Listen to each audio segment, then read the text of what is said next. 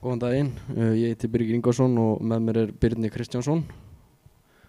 Við ætlum að kynna fyrir ykkur lokaverkefni okkar í vélstjórn. Við ákváðum að hanna og smíða suðusnúningsbekk og ætlum að fara yfir ferlið okkar með ykkur.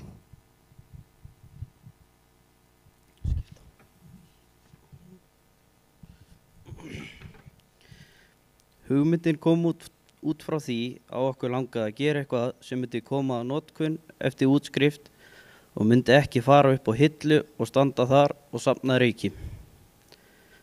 Þá fórum við að velta steinum og spyrjast fyrir innan fyrirtækjana sem við vinnum hjá og þá kom upp hugmyndin að gera snúningsbekk fyrir Rörasuðu. Þar sem bæði fyrirtækin þjónusta hitaveitu á Dalvík og Ólafsfirði. Við höfum hugsað okkur að gera eitthvað verklegt þar sem við höfum báðir mjög góða aðstöðu til þess að framkvæma svona hluti og höfum báðir reynslu af málsmíði og raflagnavinnu.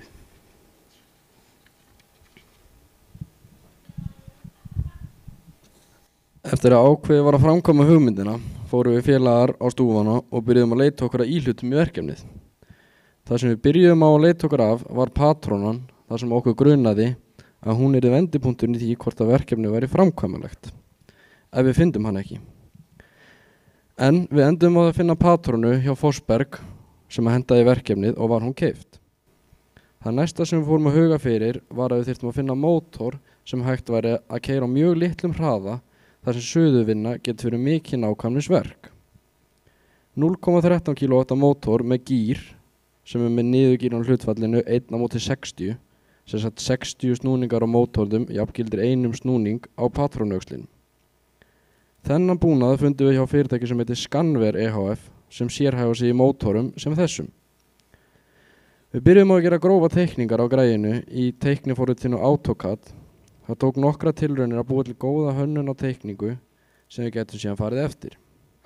Með það í huga að það geti vel verið að við þyrftum að breyta einhverju eftir því sem líður á smíðina.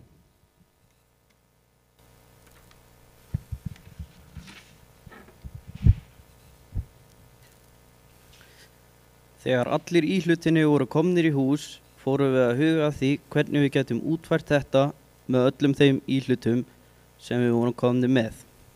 Við ákveðum að hafa eins mikið og við getum boltað saman svo að sé hægt að taka þetta í sundur með góðu móti ef það þarf að laga eitthvað eða breyta eða bæta. Þegar farið var í það að smíða, þá byrjuðum við að smíða flangs úr 170 mm ryðfríu stáli, ryðfríum öxli sem tók okkur ekki nema 3 klukkutíma að saga í gegnum. Næst fórum við að hugsa út í það hvernig við gætum látið mótorinn standa og snúast þannig að maður hefði nokkra stillingar á rörunum sem maður ætlar að sjóða. Við notuðum göt sem nú þegar voru á gírnum og smíðum plötur úr 4x100 mm flatjárni sem boltast utan á gírinn svo það sé hægt að smíða út frá því öxla sem kom inn í legur til þess að geta snúið stykkinu. Eftir það fórum við að hugsa út í fætur undir þetta. Þeir þurftu að vera nógu stórir svo að mótorinn geti snúist á alla vegu. Þegar við vorum búnir að ákveða hæð á löppunum og búnir að saga þær í lengd fórum við að renna legusæti fyrir snúningin og pressuðum svo legunar í sætin að því loknu. Við lentum í smá brasi með að finna okkur bolta sem pössuðu við gengjunar á patrónunni þar sem gengjunar í henni eru mjög fínar og enduðum á því að finna snittbakka í straumrás og smíða okkur bolta sem að pössuðu í hana. Það eina sem var eftir þegar það var búið að smíða var botplata og gerðum við hana úr 8 mm þykku plötustáli. Þegar hún var tilbúin fór þetta allt að skríða í rétt horf og prófum við að setja þetta allt saman og fórum svo að huga að stað sem við getum komið fyrir tíðnibrittinum og stjórnborði. Við töldum það öruggast að koma tíðnibrittinum fyrir inn í miðju stykkisins til að lágmarka líkurnar á því að þetta yrði fyrir einhverjum hnjaski og settu svo stjórnborðið þar sem þægilegt væri að kveikja og stilla snúningshraðan án þess að þetta sé að þvælast fyrir manni þegar maður er að sjóða. rafbúnaðurinn. Við fórum aðeins yfir tengimöguleikana á mótornum en vildum vera með mótor sem hægt væri að stinga í samband við venjulega innstungum. Þannig að maður væri ekki bundinn 3 fasa rafmagni þar sem maður vildi nota þetta. En það er erfitt að hraðastýra mótor sem er bara 1 fasa, þannig þá voru góður á dýr.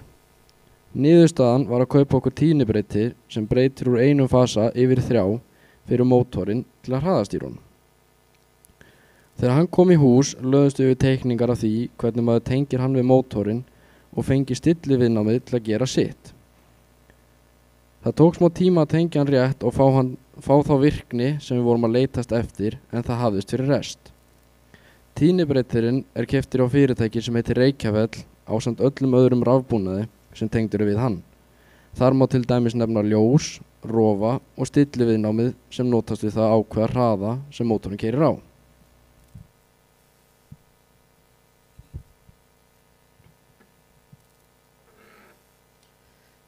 Þetta verkefni reyndist vera mun dýrara en við gerðum okkur grein fyrir.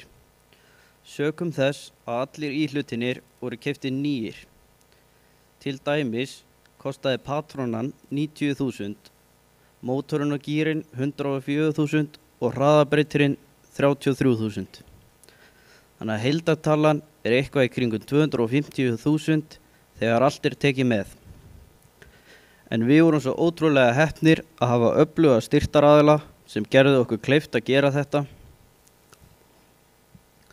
Verkefni fannst okkur ganga vonum framar og erum við mjög sáttir með útkomuna þó það sé alltaf eitthvað sem má fara betur. Við læriðum líka ýmislegt af þessu verkefni eins og til dæmis að gera kýlspor innan í flangs. Við höfum hvorir gert það en þar steg Jói á vélvirkja sterkur inn og kenndi okkur græjana til þess að búa það til og koma okkur á stað í því. Þegar við horfum tilbaka þá kom þetta bara eins út og við sáum þetta fyrir okkur í byrjun verkefnis. Við tókum upp stutt myndband af virkninni á snúningsbekknum til að sýna ykkur. En svo verður hann líka til sýnis inn á vélstjórn á eftir.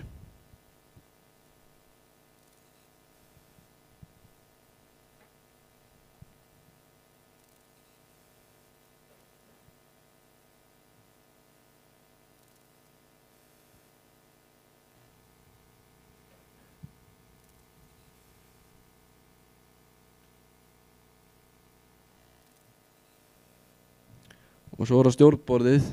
Svona í grófum dráttum þá er stilliviðnámið sem sagt hérna sem að ákvarða hraða mótorsins. Við ákváðum að vera með 2 gaumljós hérna á til þess að sýna í hvað snúningsáttina þú hefur valið og takkin hérna ákvarðar í hvað áttina þú ætlar að fara. Við viljum þakka Ingva Óskarsinni EHF og Vélvirkja EHF kærlega fyrir allan stuðningin í verkefninu en þetta hefði aldrei verið hægt án þeirra að taka við kostnaðinum og takk fyrir okkur.